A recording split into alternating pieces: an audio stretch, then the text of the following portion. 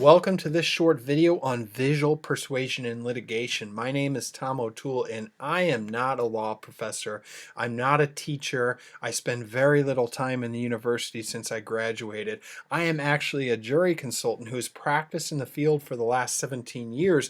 And the reason I point that out is in the next 10 minutes or less, want to give you a very real world sense of how you can effectively use graphics in litigation by showing you examples, a variety of examples of what we've done in cases to effectively use graphics to persuade our audience, whether it's a judge or a jury. The first and most important point, if you remember nothing else from what I say in the remainder of this presentation, is when you become an attorney and get in that courtroom, you cannot bullet point your audience to death. We've all experienced this. You may experience this in your own classrooms where the presenter has a PowerPoint that has 30 slides that all have the same background, and each slide has a ton of bullet points.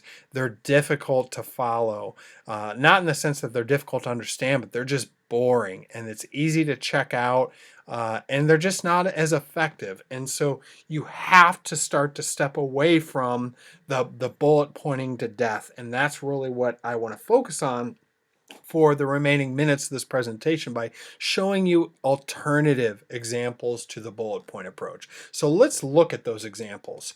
First, this is just a simple example of using graphics to help people understand an issue in the case. This is a case where we are trying, the plaintiff suffered from an SI joint injury, and what we realized is most people don't know what the SI joint is, where it is, and how injuries to it occurred. So we used a simple visualization for them to help understand where in the hips the SI joint is and what that ultimately means with these types of injuries. So that's a pretty simple and straightforward example of how you can use visualization. The next one, and this is very common, is using timelines, visual timelines, to help jurors understand the chronology of the events. So visual timelines typically are horizontal, not always, but typically, and they go from left to right as we see here.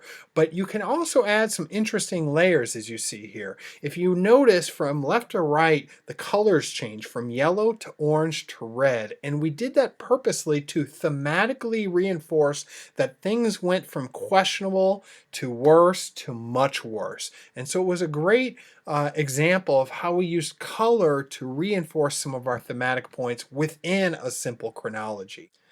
Another type of graphic is contrasting witness testimony. So in this particular graphic, we have the same witness who we believe made contradictory statements. So when this happens in a case, especially if it's a key witness, we like to create key graphics for closing argument or opening statement where we put those statements side by side, with the message being that this is a witness you cannot trust. We'll also use graphics to hit on the witness issue in other ways. So in this particular graphic, this was a case where we were working for the defense, and there were several key individuals involved in the incident in question that the plaintiff never called to testify in the case. And we wanted to raise jurors' suspicions about that. Why did the plaintiff not call these individuals? We wanted to imply to jurors that they failed to meet their burden of proof, and we also wanted to imply that they knew and understood that if they called these people, it was going to be a problem for their case.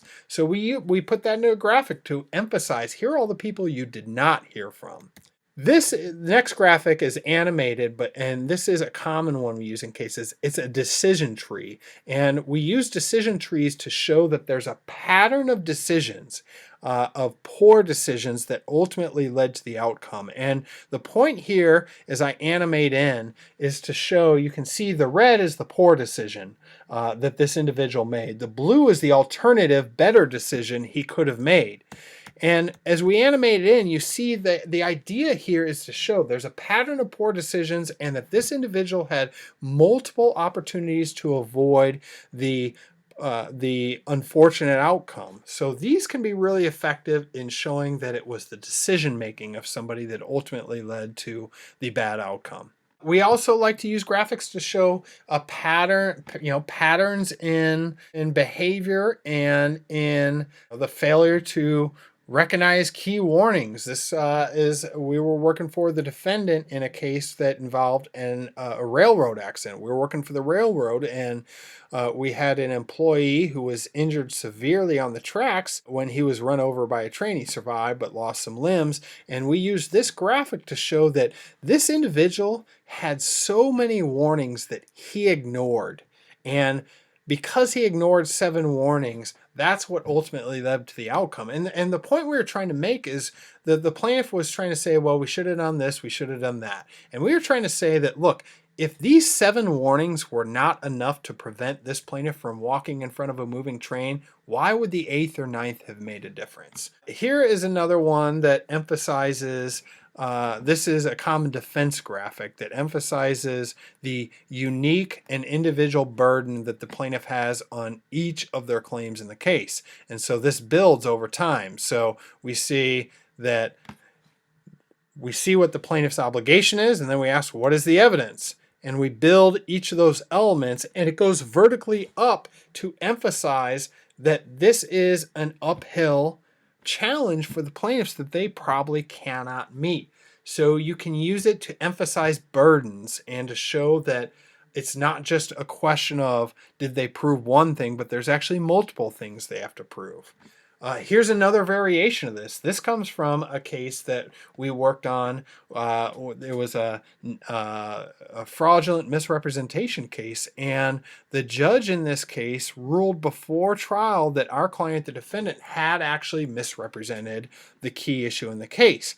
But as you know, with a fraudulent misrepresentation case, the fact that there's a misrepresentation alone is not enough. There's other elements that the plaintiff has to prove. And so we were trying to figure out how can we help jurors understand that the misrepresentation alone is not enough for the plaintiff to win this case. And this case actually happened to be in St. Louis, Missouri, which is a big baseball town. So we used the visual metaphor of a baseball game and a baseball field. And what we said was the judge's ruling is essentially like a single in baseball. It gets the plaintiffs to first base, but that doesn't get you a run. It doesn't win you the game. There's still the obligation to get to second base.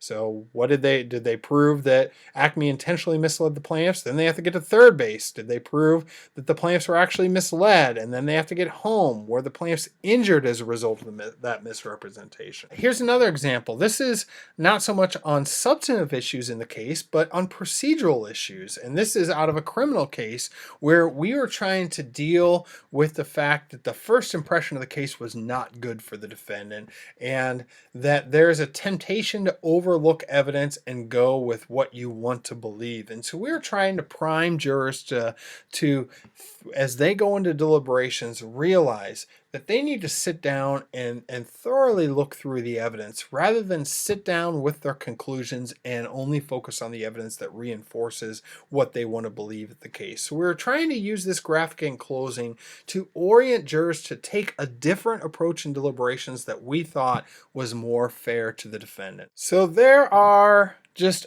a handful of examples of how we use visual persuasion and graphics in the courtroom in the real world. I hope this gives you just a good sense of how you can start to think about graphics and visual persuasion in a different way.